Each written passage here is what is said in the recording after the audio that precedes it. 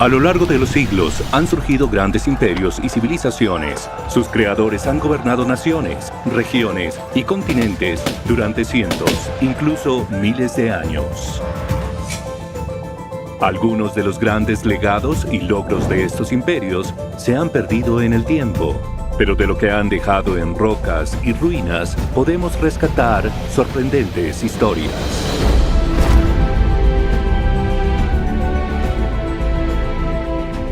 China es una de las civilizaciones más antiguas del mundo, junto con la babilónica, la maya y la egipcia. Existe documentación oficial de la historia china desde hace más de 3000 años. Es una historia exitosa frente a la migración de población, la expansión económica y el avance tecnológico, todo en uno. Solían considerar a los demás menos civilizados. Para demostrar lo civilizados que son, utilizaban a los de fuera como referencia para alabarse a sí mismos y decir: somos diferentes. Somos el pueblo que lidera la civilización. El Imperio Chino. No hay que obsesionarse con los méritos de los chinos para reconocer que su imperio es el mejor que ha visto el mundo. China tiene una larga y valiosa historia que se remonta a varios milenios, y la mayoría de sus numerosas dinastías han ocupado el poder durante cientos de años. El hecho de tener una historia ininterrumpida de 5000 años demuestra que es una narrativa muy bien lograda y elaborada. Esta antigua tierra está atravesada por 50.000 ríos, entre ellos los gigantescos ríos Yangtze y Amarillo, huellas del llamado Hombre de Pekín y otros neolíticos humanos de 60.000 años de antigüedad se han encontrado en estas gigantescas y fértiles cuencas fluviales, que es donde comenzó la civilización china. Hay pruebas de que aquí se cosechaba trigo hace más de 10.000 años. Esta vasta extensión de tierra también incluye altiplanos abruptos, estribaciones y montañas que ocupan casi 2/3 del país, más altas en el oeste y más bajas en el este, como una escalera de 3 peldaños. China fue la primera cultura alfabetizada al este de Mesopotamia. Con reminiscencias de los jeroglíficos del antiguo Egipto, el chino es el origen del único sistema de escritura pictográfica. La lengua china se desarrolló utilizando imágenes. Muchos de los caracteres chinos que utilizamos hoy en día proceden de antiguos dibujos de los objetos que describen. Un ejemplo común es la palabra para montaña, shan. Las 3 puntas del carácter pretenden asemejarse a los 3 picos de la cumbre montañosa. Es peculiar, ya que es una de las pocas lenguas sobrevivientes que es gráfica. Una de sus grandes ventajas es que unifica diferentes grupos de habla y diferentes lenguas, porque todas pueden leer su escritura. Aislada geográficamente del Mediterráneo y de Europa, y sin muchas potencias accesibles, su desarrollo fue único y suscrito por una clase administrativa que se adhirió a los valores confucianos y a la continuidad. Existe un ideal muy poderoso de lo que es la cultura china, sus ideas de jerarquía, de orden, sus distintos estilos que se podría decir que son definitivamente chinos en términos de arte y literatura. Ha habido una identidad que es distintiva en torno a estas cosas. El confucianismo, el taoísmo y el budismo se consideran las 3 enseñanzas en las que se basa la cultura china. Es una combinación de criaturas que pueden estar en conflicto, lo que es malo para tu destino, o en armonía si es bueno para tu destino. Predice tu suerte. Oficialmente, China tiene 56 grupos étnicos. La mayoría de los grupos minoritarios tiene su propia cultura. Algunos también tienen su propia lengua y sistema de escritura. En la actualidad, China es el tercer país más grande del mundo después de Canadá y Rusia, limitando con 14 países. Ha sido la economía de más rápido crecimiento del mundo en los últimos 30 años y ahora es la segunda más grande del mundo. Se le conoce como la fábrica del mundo y hoy en día es el mayor productor del planeta de muchas cosas, como cemento, acero, fertilizantes, ropa y juguetes. Cada nación tiene su propia historia y creo que la historia de China, con sus 5.000 años de cultura ininterrumpida, es muy poderosa. Su fuerza reside en que es inquebrantable. Mientras que la realidad es siempre mucho más compleja y complicada, tuvimos invasiones, contrariedades, crisis y quizás todo ello se disimula cuando se hace referencia a esta cultura milenaria. Episodio 1. China Imperial. Un mandato del cielo. A lo largo de los milenios, la capital china se ha trasladado de Xi'an a Nankín y Pekín. Pero hace miles de años estaba situada en una remota ciudad en sus fronteras occidentales. Dinastía Shu, 1045-256 a.C. En 2002, unos trabajadores desenterraron de un estacionamiento subterráneo lo que se convertiría en un grupo de los recientes hallazgos más sorprendentes del mundo antiguo. Descubrieron los restos de varios carruajes de madera antiguos junto con los huesos de los caballos que habían sido enterrados con ellos. Los hallazgos tenían casi 3.000 años y formaban parte de una cámara funeraria de la primera dinastía imperial china, la dinastía Shu, que gobernó durante más de 8 siglos, más que el Imperio Romano, que le seguiría siglos después. A lo largo de su historia, China ha sido objeto de invasiones, como todos los estados agrarios. Por entonces, vecinos que eran pastoralistas o nómadas. China fue invadida por estos pastores a caballo, que eran extremadamente veloces. Los chinos empezaron a comerciar con estos jóvenes. Y parte de ese intercambio fue por caballos. Así los chinos podrían tener su propio transporte y carruajes tirados por caballos. El número de caballos indicaba el rango y la identidad de los nobles. Los emperadores Shu tenían 6 caballos para conducir sus carruajes. Al igual que otras dinastías imperiales posteriores, los Shu procedían de las regiones periféricas de la China actual. En este caso, las estepas de Asia Central. Pero fueron los primeros en establecer la idea de que el emperador tenía un mandato del cielo. El emperador, de hecho, era el Hijo del Cielo.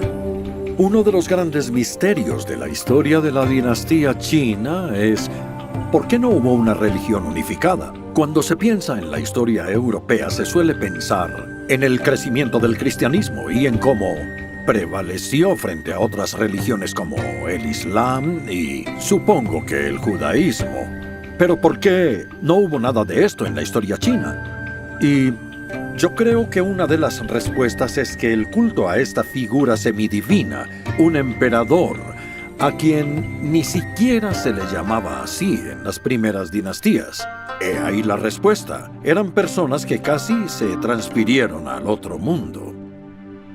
En las primeras dinastías, hace 3.000 años, estas figuras se presentan como una divinidad y no se detuvo cuando comenzó la historia más moderna, es decir, continuaron con esos poderes extraordinarios. Tras la caída de la dinastía Shu, China entró en lo que se conoció como el periodo de los estados combatientes, una época de divisiones dinásticas y tribales que estallarían periódicamente durante los siguientes 1000 años. Pero lo que permanecería más o menos constante a lo largo del tiempo, cualquiera que fuera la dinastía en el poder, era la adherencia a los principios y valores expuestos por un hombre: Confucio. Confucio vivió entre los años 551 y 479 a.C. y fue un filósofo y político chino considerado tradicionalmente el ejemplo a seguir de los sabios chinos, una de las personas más importantes e influyentes de la historia de la humanidad. Sus enseñanzas y su filosofía siguen siendo influyentes hoy en día. Hace énfasis en la moralidad personal y gubernamental, la corrección de las relaciones sociales, la justicia, la amabilidad y la sinceridad. Algunos piensan que el confucianismo es una religión. En realidad nunca lo fue. Era una filosofía moral que contaba con personas expertas para sus textos eruditos. Lo que el confucianismo educa es la habilidad con las palabras. Buena escritura, así como buen discurso y formas de mediar entre las personas. Confucio es conocido por sus famosos dichos. No hagas a otros aquello que no te gustaría que te hicieran a ti. Los caminos se hicieron para las ovejas, no para los destinos. La fortaleza de una nación deriva de la integridad del hogar. El hombre que mueve una montaña comienza cargando pequeñas piedras. Los seguidores de Confucio han construido miles de templos para venerar al gran sabio desde hace 2500 años hasta nuestros días. Los tradicionales templos y edificios cívicos chinos, como los confucianos, se construyen sobre una plataforma pesada con un gran tejado que flota sobre la base. Los pilares de madera que soportan la carga y no están expuestos en los cimientos hacen que los edificios sean resistentes a terremotos y tormentas y permiten reconstruirlos fácilmente si sufren daños. Estos soportan techos pesados de tejas en cerámica, con amplios aleros y esquinas ligeramente volcadas, importantes para proteger el edificio de la intemperie, ya que la madera se pudre más rápido cuando está húmeda. Las anchas hojas también daban sombra en verano y en invierno permitían que entrara más luz por las ventanas. La arquitectura tradicional china subraya el impacto visual de la anchura de los edificios y su simetría. Aunque el Feng Shui y otras consideraciones cosmológicas también son importantes, estos principios estructurales han permanecido prácticamente inalterados a lo largo de milenios, centrándose en amplios espacios cerrados. Los arquitectos de la antigua China prestaban especial atención al color y a los adornos, desde todo el edificio hasta partes concretas. Los edificios eran a menudo muy coloridos, con vigas talladas, cabrios y tejas pintadas. Confucio contribuiría a la estructura de la sociedad china durante siglos, pero 200 años después de su muerte se instauró otra dinastía, la primera que unió el país y le dio nombre. Dinastía Qin, 221-206 a.C. Se llamaba Qin Shi Huang y sería conocido como el primer emperador de China. Surgido del periodo de los estados en guerra, el gobierno de Qin solo duró 15 años. Admirado por Mao Zedong, en este corto tiempo, este autocrático levantó vastos ejércitos y dejó atrás este increíble monumento. El Ejército de Terracota es una colección de esculturas de terracota que representan sus ejércitos enterrados con el emperador Qin con el propósito de proteger al emperador en su otra vida. Las figuras no fueron descubiertas hasta 1974 por agricultores locales. Los guerreros de terracota y esta figura cuya tumba era tan vasta que aún sigue sin ser excavada y es enorme, se extiende por muchas hectáreas. Uno piensa que esto no es algo para un humano, esto es algo para un dios. Y creo que realmente representa la idea de que el emperador era una persona entre el cielo y la tierra. El ejército de terracota contiene más de 8,000 soldados, 130 carruajes con 520 caballos y 150 caballos de caballería, la mayoría de los cuales permanecieron enterrados en las fosas cercanas al mausoleo de Qin Shi Huang. Su estatura varía con relación a sus funciones, siendo los generales los más altos. Las distintas etnias de los guerreros ponen en manifiesto el carácter multicultural y racial de la antigua China. En otras fosas se hallaron otras figuras de terracota no militares, como acróbatas, fisiculturistas y músicos. Se cree que se necesitaron hasta 700,000 trabajadores para construir el mausoleo y que muchos no sobrevivieron. El mausoleo en sí está sin abrir. El emperador Qin inspiró gran lealtad entre su ejército de campesinos, pagándoles con tierras. Entonces, se veían ciudadanos con propiedades y que no eran serviciales a ningún amo. Eran sus propios amos, eran dueños de su vida, eran algo muy diferente. Llamamos al imperio chino una monarquía burocrática en lugar de cualquier tipo de monarquía. Bien, así que ciertamente no es inútil El equivalente en Europa sería la Francia de Napoleón. Este es un modelo que China ha operado desde el año 221 a.C., por lo que creo que esta es la economía campesina libre más duradera del mundo. Esta alianza se convirtió en la alianza del Estado campesino. Dinastía Han, 206 a.C., 220 después de Cristo.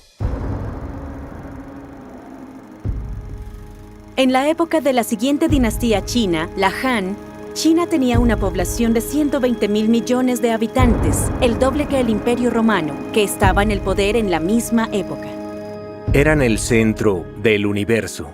Se veían a sí mismos como el mundo civilizado, lo que estaría más allá de las fronteras del Imperio Han o del Imperio Romano eran las tierras de los bárbaros, y cuanto más lejos estuvieran, más bárbaros serían. También eran comparables en cuanto a la eficacia de su control. Creo que la idea de que eran imperios fuertes se dio porque tenían un ejército resistente. Era un poco engañoso. Sí, tenían un ejército fuerte, pero se trataba más de la capacidad de logística y gestión la que los definía como imperios. Y obviamente comerciaban con otros. Se relacionaban con estados bárbaros regularmente. Pero ellos siempre mantenían su superioridad. Y ellos siempre proyectaban que si planeabas enfrentarte contra el Imperio Han o el Imperio Romano, el imperio iba a venir por ti en algún momento. Y cuando ese momento llegara, no esperabas piedad. Había dos opciones: o te civilizabas o serías derrocado. Las leyes funcionaban. La pena capital era la decapitación. Los espías y traidores eran aserrados por la mitad de la cadera. Gran parte del mundo antiguo producía espantosos métodos de tortura, y los chinos no eran una excepción. Hay documentos chinos que sí mencionan el Imperio Romano en ese momento. Es obvio que existió. Pero no hay ninguna mención real de China en los documentos clásicos del Imperio Romano. Quiero decir, en todos los documentos latinos. Yo creo que un par de referencias muy indirectas, pero hubo una especie de simetría desde el principio que parece que la gente en el territorio que hoy es China era muy consciente de un mundo más allá de sus horizontes, pero la verdad creo que no era recíproco. Ha sido un patrón a lo largo de los últimos 20 siglos. El comercio se estableció a lo largo de la ruta de la seda entre estos dos grandes imperios.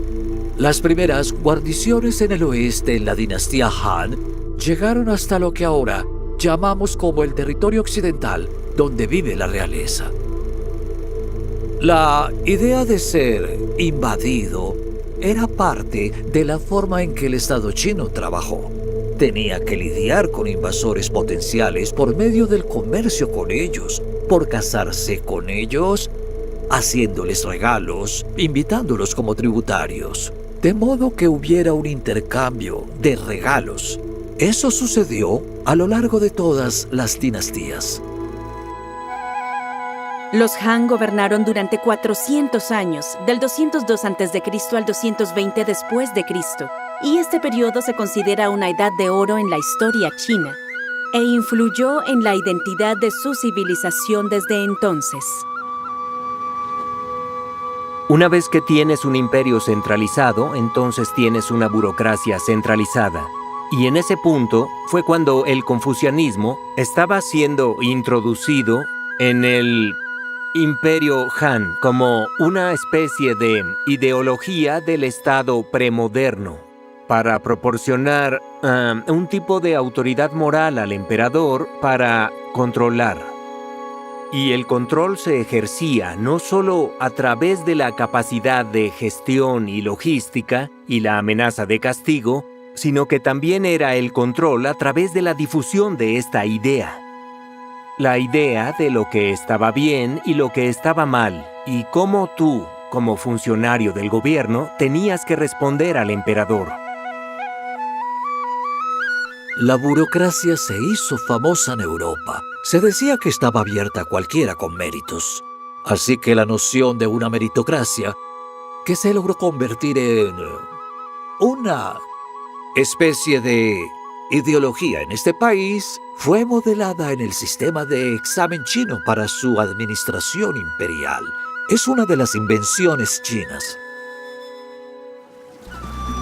El grupo étnico mayoritario de la China moderna se denomina a sí mismo Chino Han.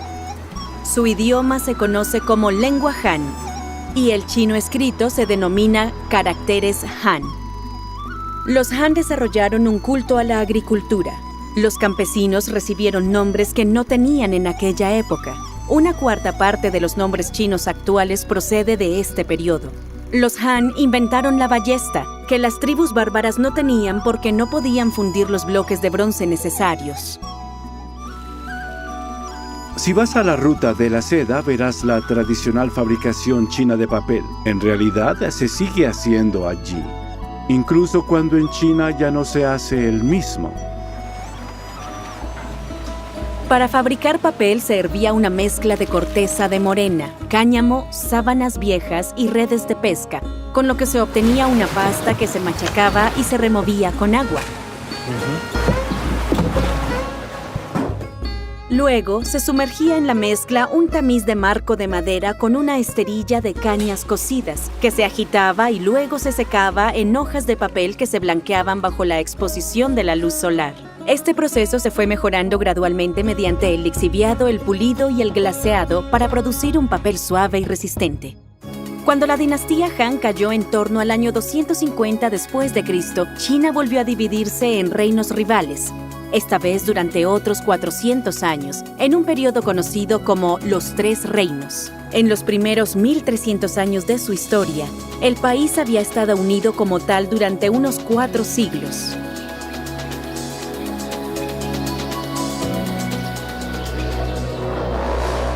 Fue en la etapa final del Imperio Han cuando llegó el budismo con los misioneros hindúes.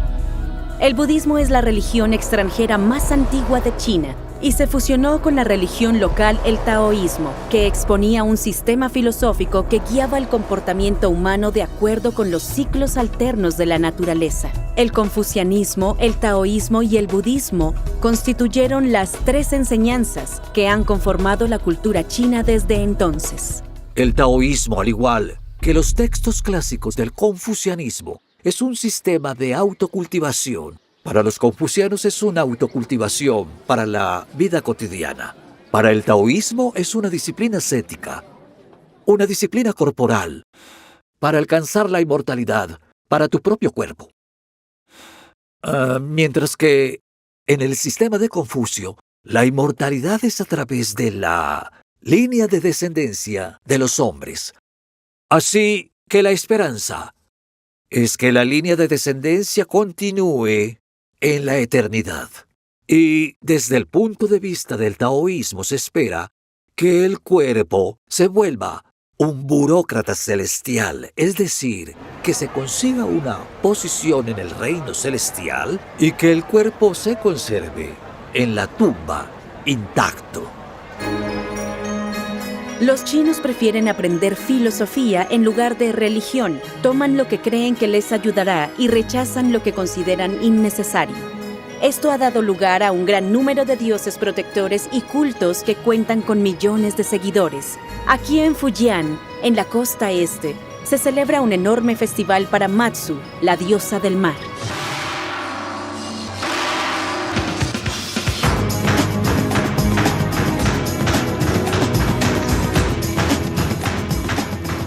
Este espectacular festival cuenta la historia de las batallas de Matsu contra los tifones y los monstruos marinos.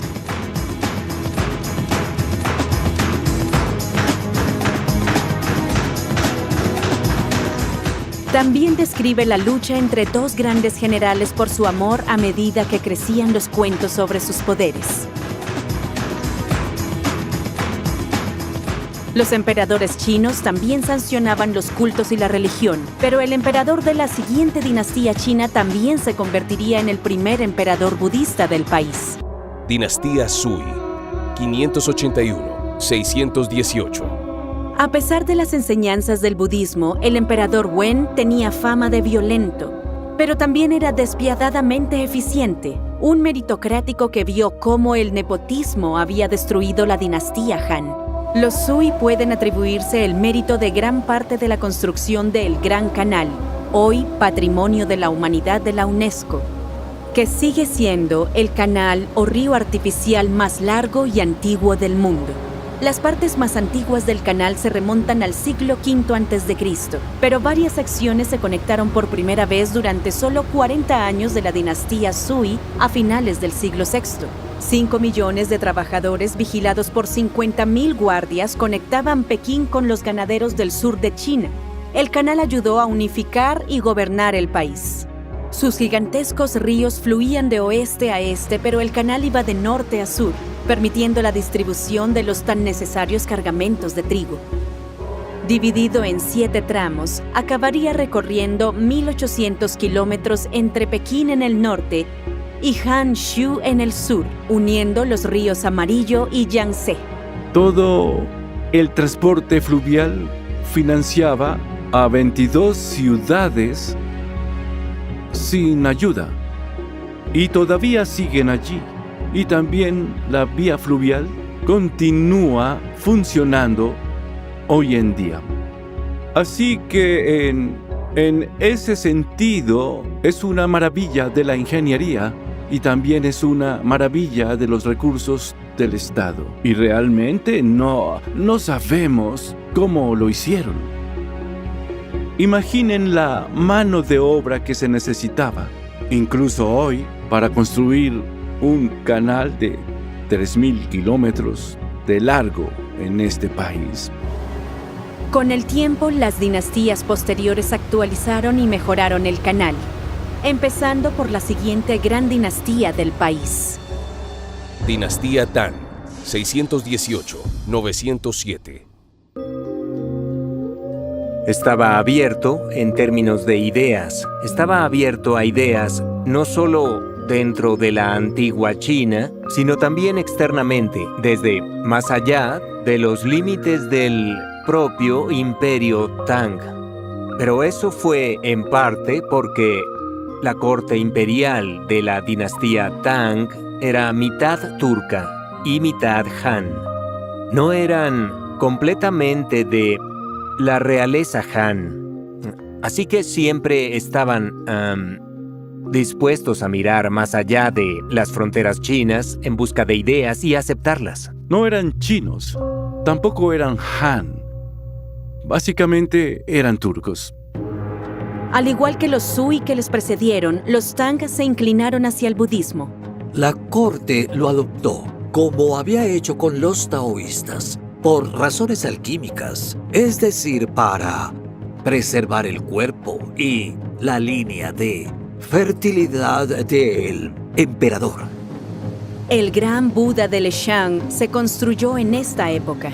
Esta estatua de piedra de 71 metros de altura, construida entre los años 713 y 803, está excavada en la pared de un acantilado en la confluencia de ríos en el sur de la provincia de Sichuan, cerca de la ciudad de Leshang. Es la estatua de Buda de piedra más grande y alta del mundo, y con diferencia, la estatua premoderna más alta del mundo. Durante la dinastía Tang, el comercio de la ruta de la seda creció de forma radical. Los chinos se interesaron por los famosos caballos de Asia Central y por productos agrícolas como las manzanas. Los productos chinos como la seda, la cerámica y el té eran muy codiciados, y este intercambio daría lugar a un enorme y único mercado de artículos de lujo que iba desde Japón hasta Marruecos. Era universal, había una gran cantidad de oficios en la ciudad de los guerreros de terracota y casi 1 millón de personas. En este periodo eso era un número increíble. Hay todo tipo de pruebas de las rutas comerciales que hoy se conocen como rutas de la seda, pero había muchas rutas diferentes en todo tipo de lugares con los que la ciudad estaba comerciando. La ruta de la seda era también una autopista cultural. A lo largo de la ruta de la seda también viajaban y se intercambiaban nuevas ideas filosóficas y religiosas, así como nuevas ideas científicas, tecnológicas y políticas.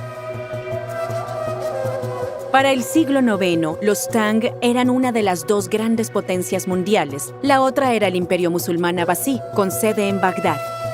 Y Europa Occidental languidecía en la Edad Media un remanso cultural. Pronto existió entre ambos una próspera ruta de la seda marítima, con mercancías chinas como seda y cerámica que se transportaban a través de puertos de Sumatra, Ceilán y Pakistán hasta Basora, en la costa del actual Irak. A lo largo de esta ruta se han descubierto restos de naufragios que contenían la codiciada cerámica china. Los europeos no pudieron competir con China en tecnología durante gran parte de la historia. Europa tardó 8 siglos en producir porcelana china. Dinastía Song, 960-1279. Con el fin de la dinastía Tang en el 907, China entró en otro periodo de división, antes de que 60 años más tarde, la dinastía Song comenzara a construir sobre los logros de la Tang. Los Song eran grandes constructores de extravagantes palacios, puentes de madera y altísimas pagodas budistas. Las pagodas se construyeron originalmente en la India, a partir de estupas budistas. A medida que el budismo se hizo más popular en la India, también aumentó el número y la altura de las pagodas. Estas estructuras de varios pisos, construidas en madera, eran el lugar de entierro de los monjes y el hogar de reliquias y textos sagrados, pero se convirtieron en monumentos famosos por sus espectaculares vistas. Bajo los Song, la base circular original se convirtió en hexagonal u octagonal. Las pagodas podían alcanzar los 100 metros de altura y el chapitel de la parte superior no solo pretendía hacer más poderosa la pagoda, sino proteger la estructura de madera de la luz. Aún así, muchas se quemaron y bajo el Song se construyeron cada vez más en piedra y ladrillo.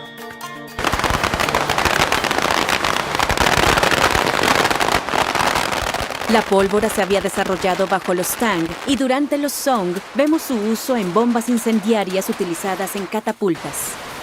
Para los Song, tales inventos resultarían impotentes frente a un adversario formidable.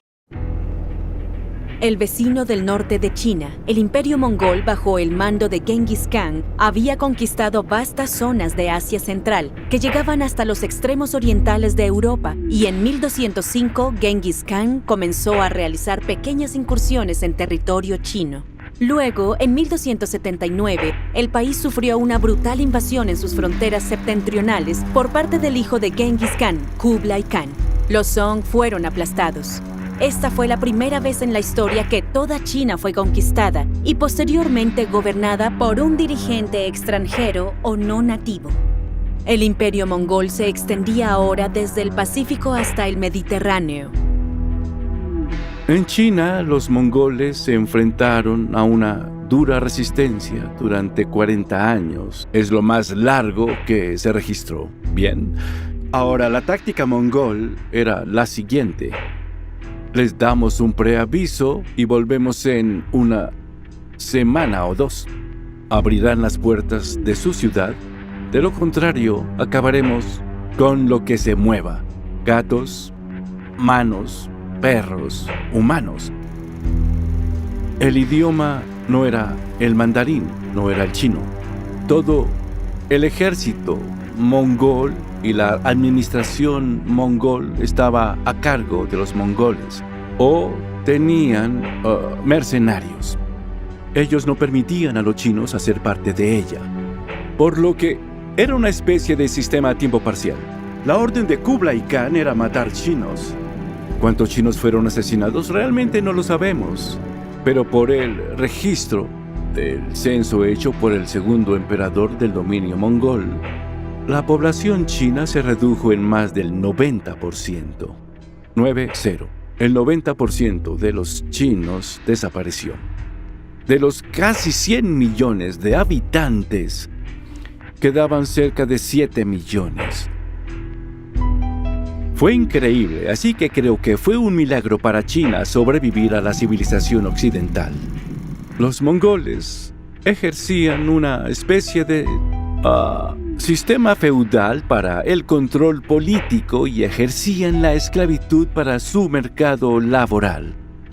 Así que era un sistema muy extraño, muy raro. Luego se preguntaban cómo veían los mongoles a los intelectuales chinos.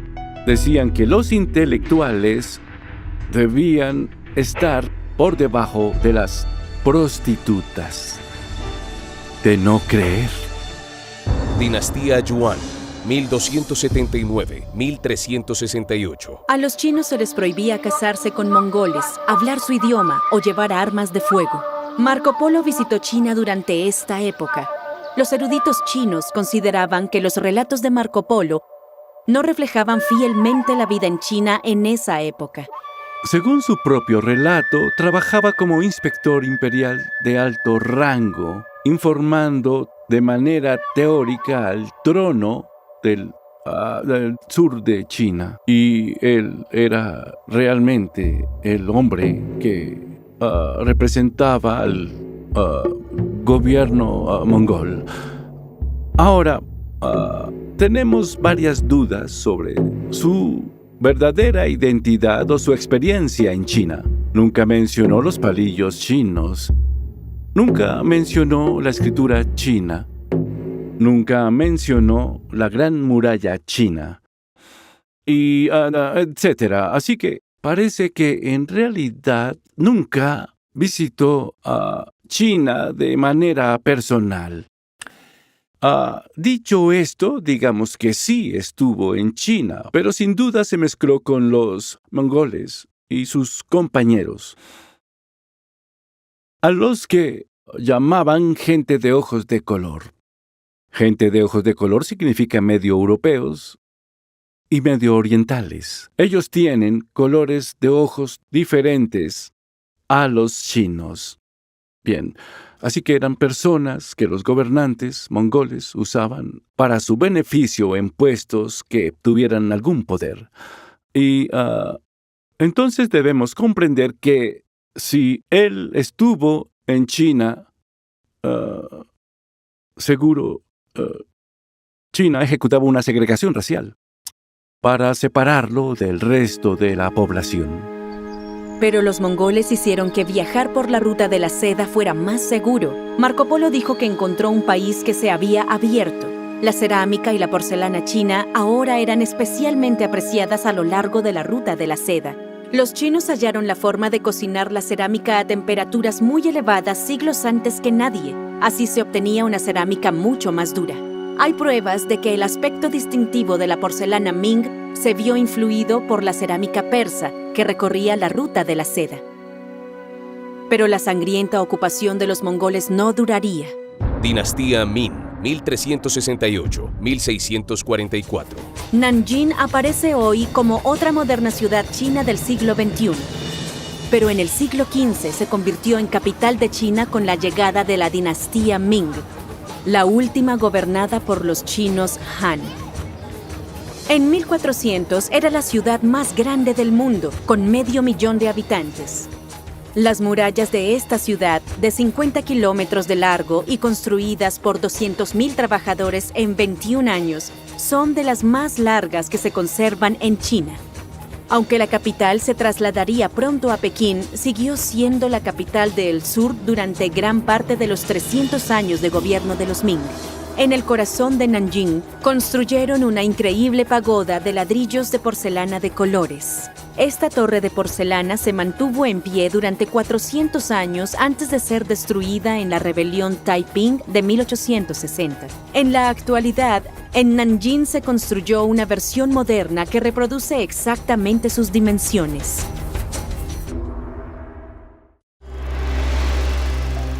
Tras la invasión mongol, los Ming se dedicaron a la defensa.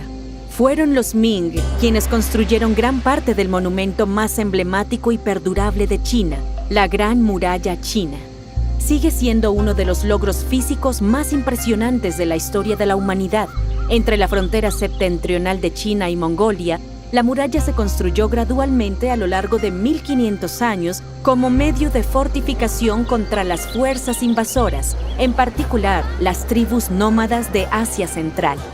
Las primeras murallas databan del siglo III a.C., pero durante la dinastía Ming se ampliaron hasta cubrir una distancia de 13.000 millas.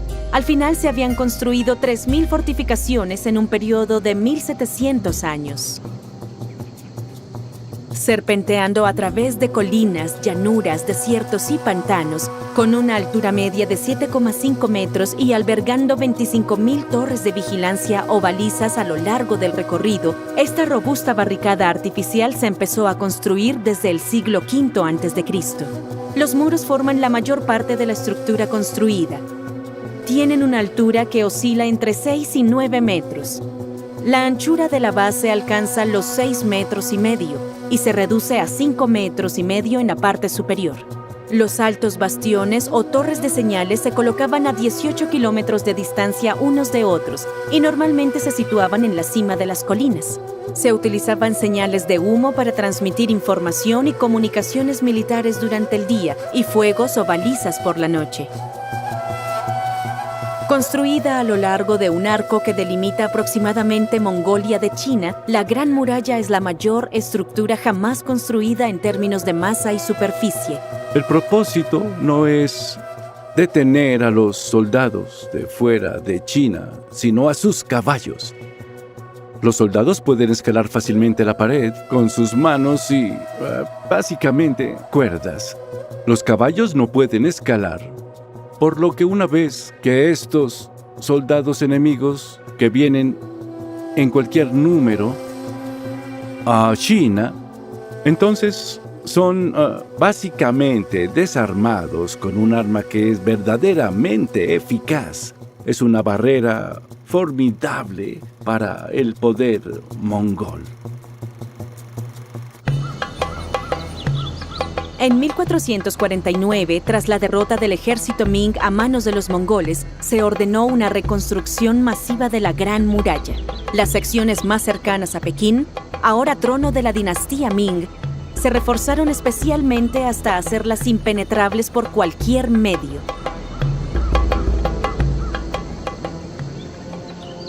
También se construyeron murallas para proteger la ruta comercial de la seda. Como prolongación de la Gran Muralla y durante un periodo de casi 200 años, los Ming también construyeron esta fortaleza de Jiguan al borde del desierto de Gobi.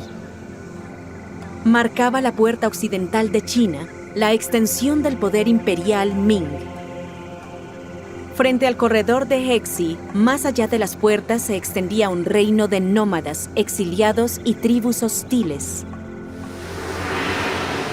Los Ming también restablecieron la ruta de la seda marítima.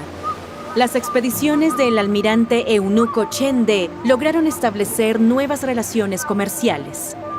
El buque insignia de Chen era el más grande jamás construido en la época, con 135 metros de largo.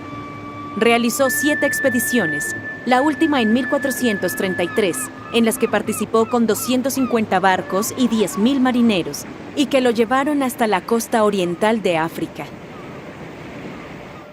Vasco de Gama llegó a Kenia 8 años después con solo 4 barcos y 170 hombres. Las ambiciones imperiales chinas de Chen De y otros eran en gran medida mercantiles. Desde Marco Polo, viajeros y comerciantes se maravillaban ante estos gigantescos juncos chinos que transportaban la preciada porcelana, el té y la seda que el mundo exterior ansiaba. Los chinos buscaban a cambio mercancías exóticas como perlas, gemas y maderas perfumadas y especias. Todas estas riquezas podían encontrarse a bordo de juncos que surcaban las aguas del delta del río Perla en puertos como Guangzhou. Sus almacenes eran los antiguos puertos de entrada y salida del comercio. Hoy esta región forma parte de la mayor aglomeración urbana de la Tierra. Para los Ming, una parte intrínseca de la ruta marítima de la seda era el puerto malayo de Malaca. Una réplica de un gigantesco junco chino es hoy una atracción turística. Pero en el siglo XVI, los aventureros portugueses la saquearon y empezaron a construir fortificaciones en otros puertos marítimos de la ruta de la seda, abriendo un nuevo capítulo que pronto cambiaría la relación de China con el mundo exterior. En su país, los xenófobos Ming, cada vez más aislacionistas, habían prohibido todo comercio privado. A partir de entonces, todo el comercio estaba controlado por el Estado y visto como un tributo. Esto había sido una práctica antigua en China que implicaba rituales elaborados donde el enviado tributario se inclinaría ante el emperador como un reconocimiento simbólico de su inferioridad. Incluso entonces, el comercio a menudo se permitía una vez cada 8 años, pero bajo los Ming se prohibió a los comerciantes privados salir al mar y reunirse con extranjeros. Miles de personas rompieron esta regla y fueron condenadas a muerte. Seguros de la superioridad de su cultura, la corte Ming se recluyó de las gigantescas murallas de la ciudad prohibida en la capital, Pekín. Casi 3 siglos antes, construyeron este gigantesco complejo imperial que abarca 49 hectáreas y que los protegía de los bárbaros más allá de las puertas.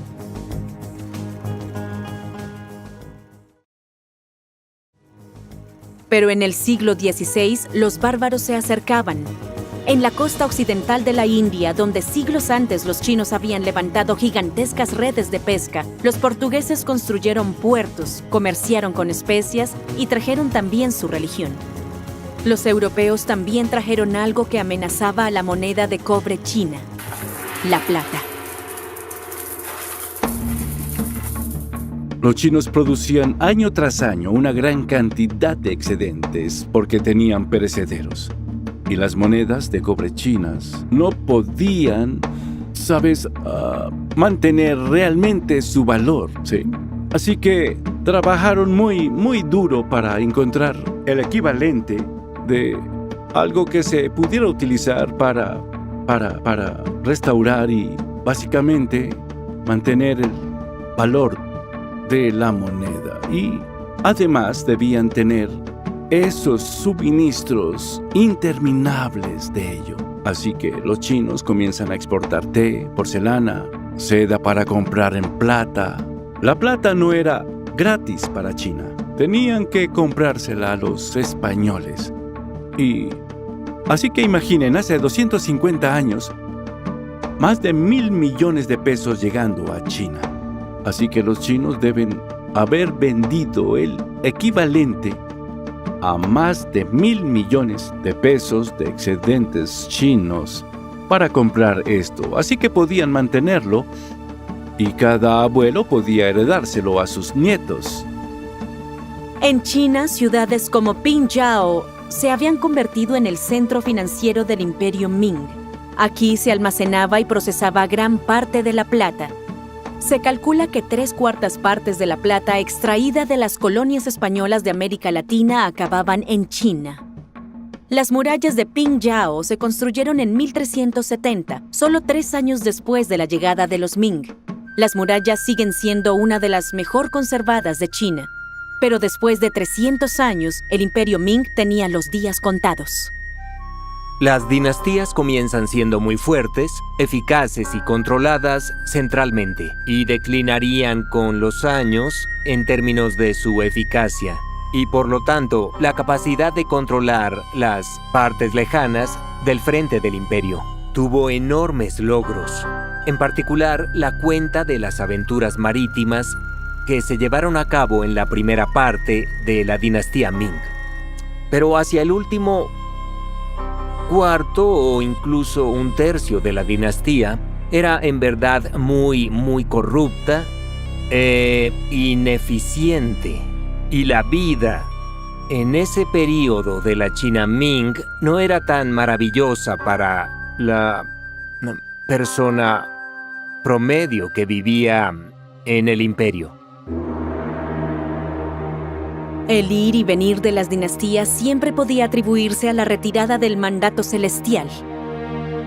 En las afueras de Nanjing, los túmulos funerarios y las tumbas Ming albergan hoy los restos de 13 de los 16 emperadores que gobernaron China entre los siglos XIV y XVII.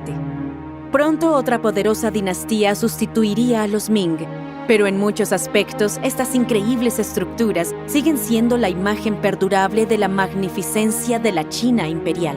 Se diseñaron de acuerdo con el Feng Shui, Los malos espíritus y los vientos malignos descendían del norte, por lo que los templos se situaron en valles al pie de grandes montañas, y no estaba previsto entrar en las tumbas.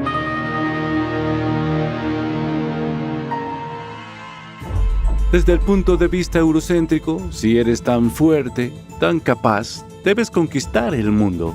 Si no lo haces, eso debe significar que eres muy débil, ¿sí? Es blanco o negro. Pero los chinos tomaron una decisión consciente. Nos informamos de lo que vemos en el extranjero, pero no vamos a establecernos allí. No es nuestra tierra. En el próximo episodio, China volvería a ser invadida, esta vez por otra tribu marcial en sus fronteras septentrionales. Los manchúes de Manchuria supervisarían una dinastía que duraría mucho más que la de los mongoles, y China pronto se apropiaría de más territorio. Desde estas poderosas alturas, pocos creían que el Imperio Qing se convertiría en la última dinastía imperial de China.